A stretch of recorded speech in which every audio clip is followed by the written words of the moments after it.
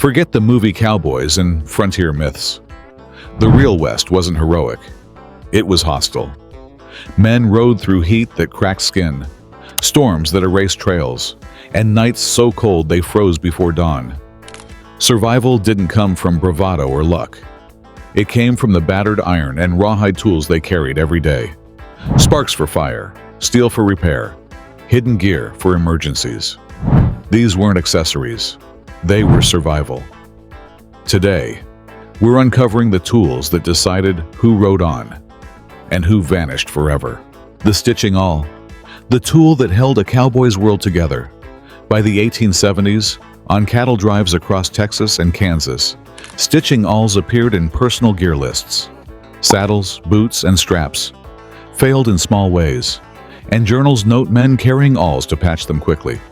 It was not fancy. It was not comfortable. It was not heroic. Without it, seams split. Split seams meant failed saddles. Failed saddles meant falls, lost cattle, and bruised bodies. The awl was small, pointed steel with a wooden handle, carried in a pocket or wrapped in cloth. It punched holes and drove rawhide through leather, too stiff for needles. It worked slowly. Men threaded tough hides, restitching seams while hands ached. Skill mattered. A tired hand struggled. A careful one restored function. These awls were common, sold in general stores, carried by every trailhand. Museums hold worn examples, tips blackened, and handles polished by sweat. A cowboy could endure torn leather. He could not endure broken gear. The belt knife, the frontier's one-tool solution. By the 1870s, on cattle drives from Texas to Kansas, belt knives appeared in nearly every trail inventory. There were no spare hands. Journals record writers cutting rope, trimming leather, and splitting wood with the same knife. It was not elegant. It was not expensive. It was not heroic. Without it, rope stayed tied. Tied rope meant trapped hands. Trapped hands meant injury or worse. The knife hung low on the hip, steel worn smooth by use, handle darkened by sweat. It skinned game, cut rope, trimmed rawhide, and split kindling. It worked by practice. A careful hand freed a man. A clumsy one risked injury. Edge dulled, sharpened repeatedly, shaped by work. Belt knives were common, sold in general stores, carried by every rider.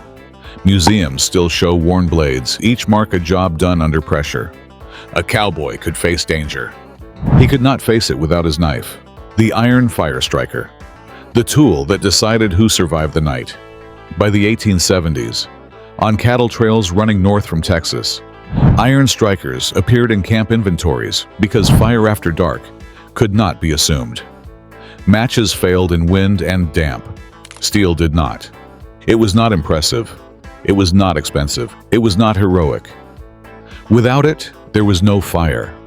No fire meant no heat. No heat meant a body that slowed, then stopped, before morning. The striker was a small curve of hardened iron, darkened and smooth, carried dry in a pocket. Flint struck steel. Sparks fell onto char cloth. Breath fed the glow until flame followed. These tools were common, sold in general stores and replaced only when lost. Skill mattered. A steady hand made fire. A tired one wasted sparks. At night, wind pressed close and cold stiffened fingers. When the striker slipped, time vanished. Trail journals recorded camps saved by one remaining fire. A cowboy could survive fear. He could not survive darkness without flame. The hoofpick and farrier's knife, the tools that saved the horse. By the 1860s, on cattle drives across Texas and the plains, trail inventories listed hoofpicks and farrier knives. Mud, stones, and cracked hooves were constant threats. Journals note riders stopping miles from camp to care for their mounts. They were not costly. They were not impressive. They were not decorative. Without them, hooves packed with debris. Packed hooves meant lame horses. Lame horses meant stalled drives, lost cattle, and danger for the rider. The hoofpick was narrow, hooked steel. The farrier's knife was curved and sharp, worn smooth by constant use. Both fit in a belt pouch or saddlebag, ready at a touch. They worked by precision. Dirt removed, horn trimmed, rot cut before infection spread. Skill mattered. A careful hand saved a horse. A careless one crippled it. Want to see the next tool that kept a cowboy moving when his own strength wasn't enough? Keep reading. What comes next could decide a man's life on the trail. These tools were common, sold in general stores, standard in every camp. Museums still hold used examples, blackened and nicked. A cowboy could survive harsh weather. He could not survive a crippled horse. The tin cup and bean pot, the tools that kept a cowboy standing. By the 1860s, on trails moving cattle north across the plains, tin cups and bean pots appeared in nearly every camp list. They showed up in supply ledgers because hot food could not be delayed. They were not refined. They were not clean. They were not optional. Without them, there was no boiling. No boiling meant cold food. Cold food meant weakness, shaking hands, and poor decisions. The tin cup was thin metal, dented and scarred, hooked to a saddle or belt. The bean pot was heavier, blackened, with a lid sealed by ash and coals. They worked slowly. Coffee boiled, beans simmered all night. Heat was conserved, not wasted. These tools were common and cheap. Skill mattered. A careful hand kept food hot. A careless one burned it dry. Before dawn, wind cut low and cold settled deep. When pots failed, strength vanished with them. Trail accounts described meals waiting in the coals at first light. A cowboy could ride hungry. He could not ride weak. The lariat. The rope that did a cowboy's hardest work. By 1865, along the Chisholm Trail, every trail hand carried a lariat. Records describe cattle drives where a single coil of rope separated a man from disaster. It was not soft. It was not elegant. It was not forgiving. Without it, a runaway steer could not be caught. Uncaught steers scattered the herd. Scattered herds meant lost wages, exhaustion, and danger for the rider. The rope, hemp or rawhide, stiffened in frost and burned palms in summer sun. Coiled at the saddle horn, it waited for the moment a steer bolted or timber shifted. It demanded skill. Timing, strength, and calm hands turned panic into control. Hesitation tore skin and pride alike. Every cowboy had one. General stores sold them cheap. Museums preserve frayed loops and worn fibers, proof of repeated use. A cowboy could handle heat and wind. He could not handle chaos without rope. The branding iron, the mark that protected the herd. On the open range, ownership wasn't written on paper. It was burned into hide.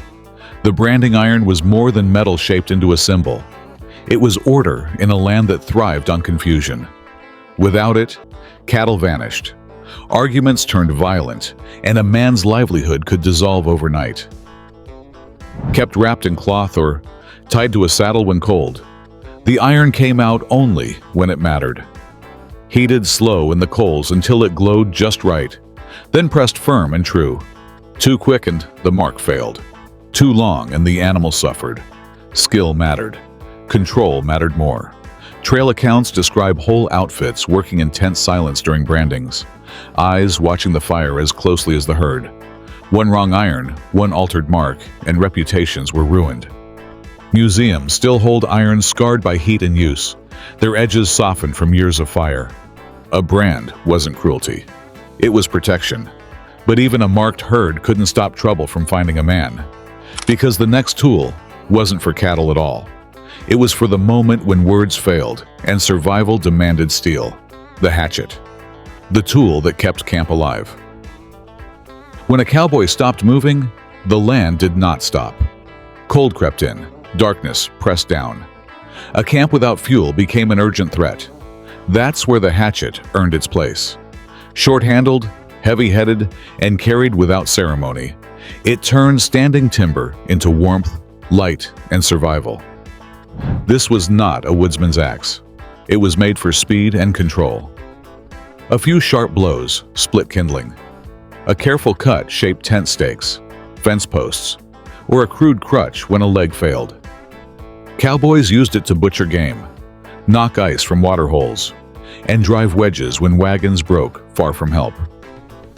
If you want to see the next tool that could save a man when fire wasn't enough, keep reading. What comes next decided more than comfort. Trail journals describe men chopping by moonlight, breath fogging the air, knowing firewood meant survival until morning. Museums still hold hatchets with chipped edges and halves polished smooth by sweat. Firewood was not comfort. It was continuity. A cowboy could survive hunger. He could not survive without fuel. The whetstone, the edge that kept a cowboy working. Steel never stayed sharp for long on the frontier. Dust ate edges. Rope rolled them dull. Bone and hide punished every blade until it failed at the worst moment. That's why the whetstone mattered. Small enough to disappear into a pocket. Heavy with purpose, it quietly decided whether a cowboy stayed efficient or got hurt.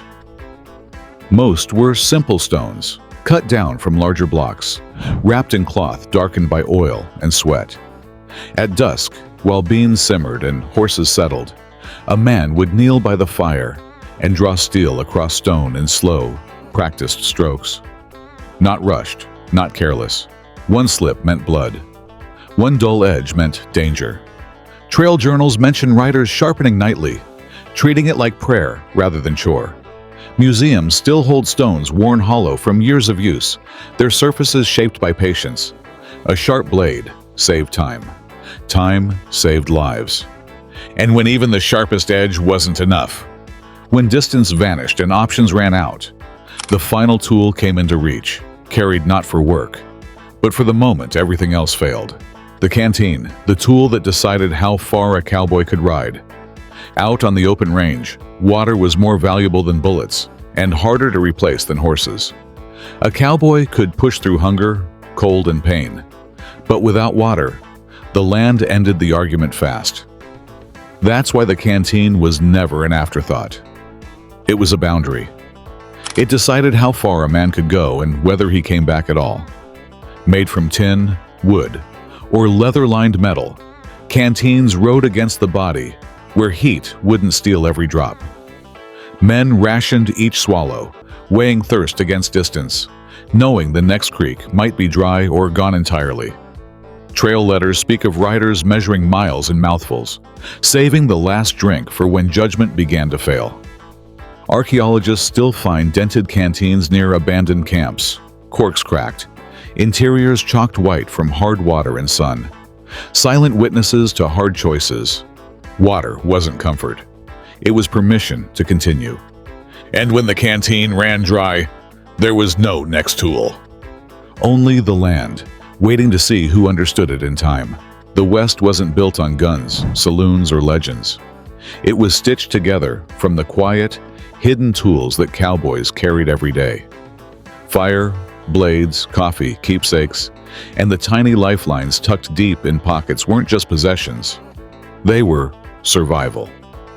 Every item tells a story of endurance, cleverness, and the raw reality of life on the frontier. If you loved uncovering these hidden essentials and want more stories that reveal the real grit behind history, subscribe and hit the bell to ride along as we explore forgotten tools, secrets, and survival tips from the past. The frontier may be gone, but its lessons are still alive, and the next adventure is just a click away.